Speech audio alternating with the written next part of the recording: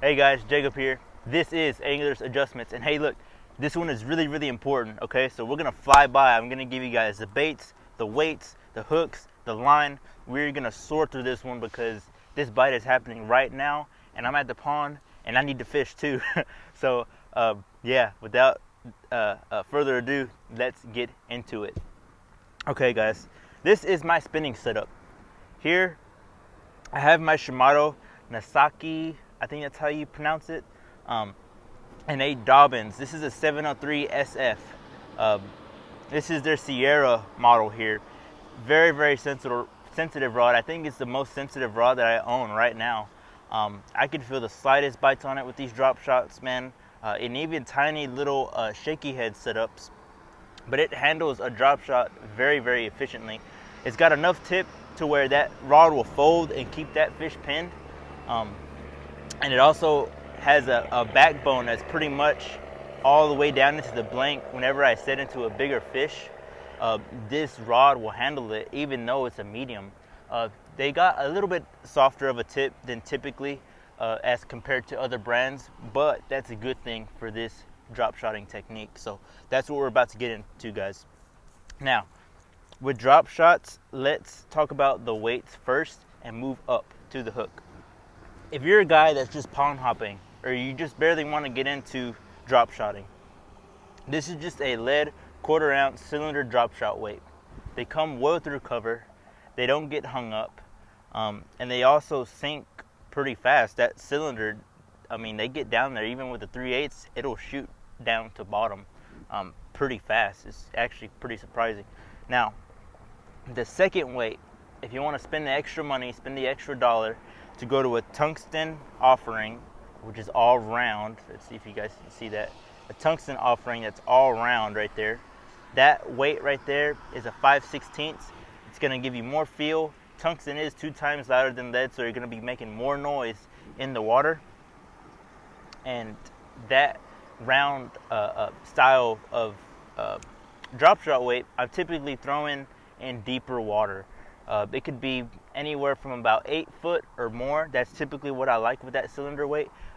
If I go any less than that, it tends to just feel really heavy, and I don't really like that for the softer tip on the rod. So I'm gonna grab 2 hooks for you guys.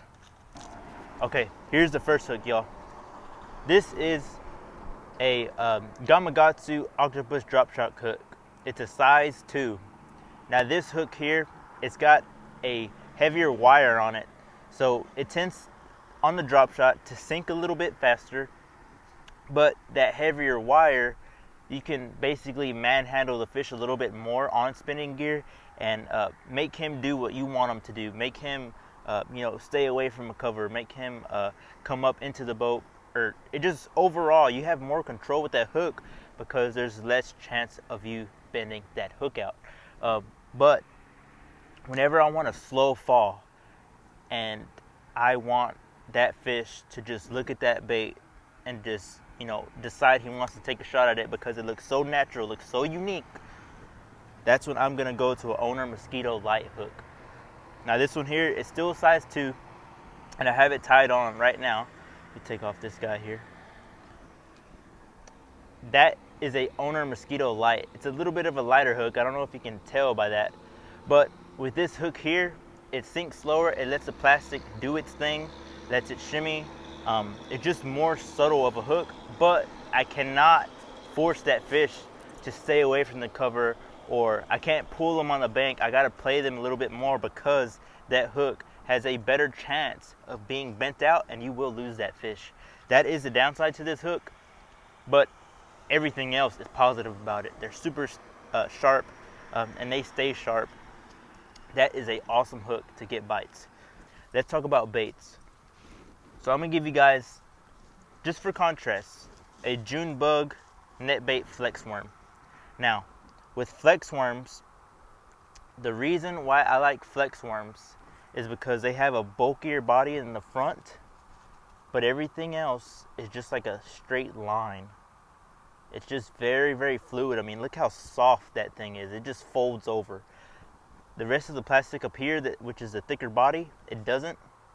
But whenever you put the tail in the air, it just folds. Now, what does that tell you? that gives you an idea of how that plastic, or how easily that plastic is going to move because it's so thin.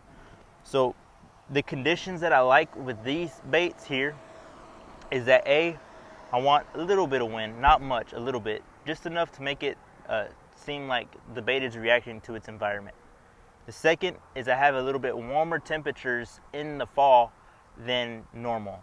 So let's say the water temperature is about 70 or like 68, anywhere around there, versus a colder night, or maybe you have colder nights back to back to back, and that water temperature drops off 3 degrees or so.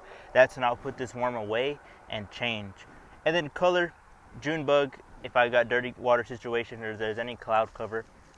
And then if I've got bright bluebird skies like this, I'm just throwing that green pumpkin 5-inch flex worm by Net Baits. I mean, this thing is dynamite. Next one, guys, if that water temperature drops, or I've got some nights that are just brutally cold, there's a storm, I've had some 40-degree nights 3 days in a row, that's when I will go to Robo Worm. Okay, it's got a thicker body throughout. There's no kind of fancy lines on this bait. It's just a thicker body throughout, and it's more subtle. It's not as reactive to the bait, or not as reactive to your raw tip movement.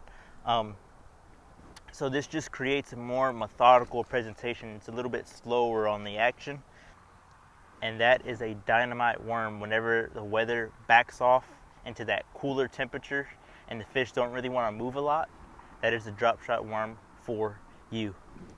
But what if your fishery sees a lot of worms, or a lot of guys are fishing worms? Well, for me at this pond, there's really tiny little bait fish that these bass are keying on, and they will not bite anything else. I don't care if it's a swim jig, lipless crankbaits, hard jerk baits, soft jerk baits, whatever. They don't touch it. That is when I switch over. This is going to be Berkeley's Champ Minnow. This is Jordan Lee's Champ Minnow.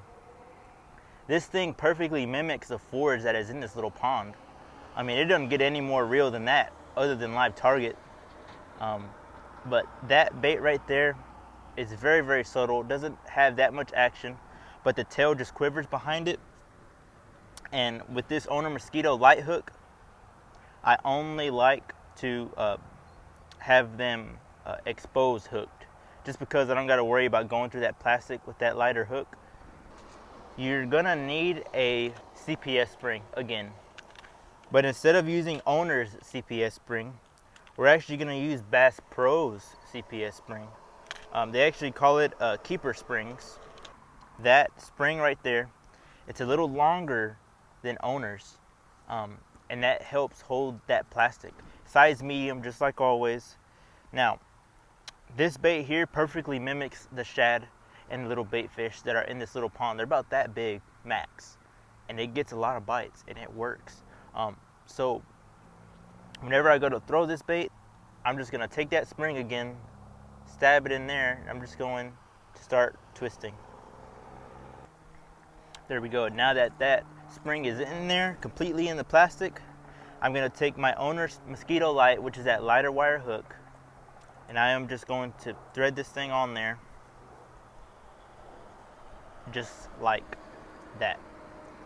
That way I get maximum hookup ratio. I don't have to punch through plastic with that thinner wire hook, and I just go to about 1.5 feet of leader or from the weight. That way I get a ton of movement. It's going to be off the bottom about 1.5 feet, and that typically helps me get those fish that are very weary.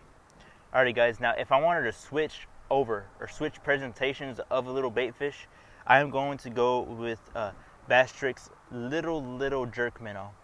This is a junior size, and to me this thing imitates perch. I mean, it's got a thicker body, there's more plastic around the stomach area, and in here I have a lot of little perch that are giants and very tiny ones, and I feel like that profile just matches them a little bit better, and I tend to stick with that Pro Blue color.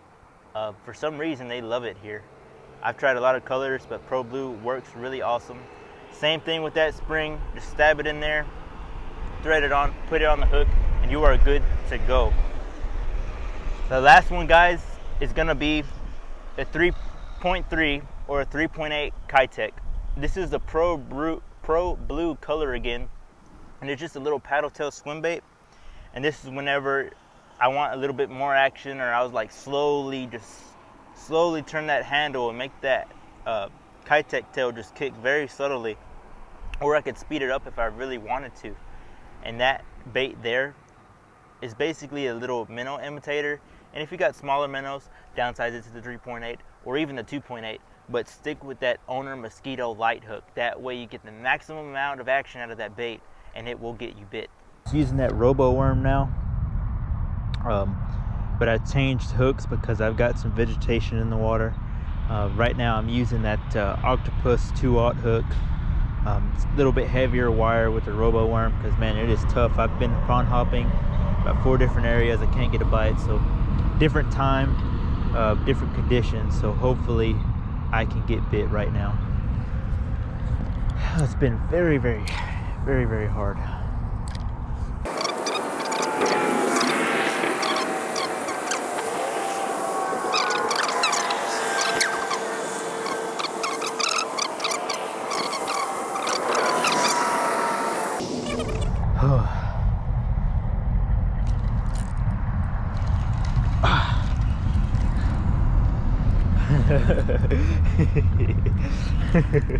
Oh,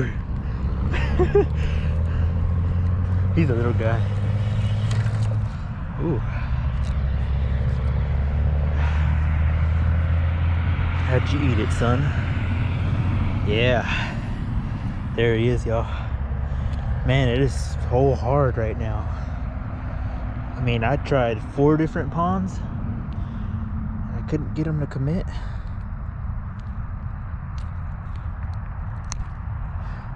There he is. Nice little guy.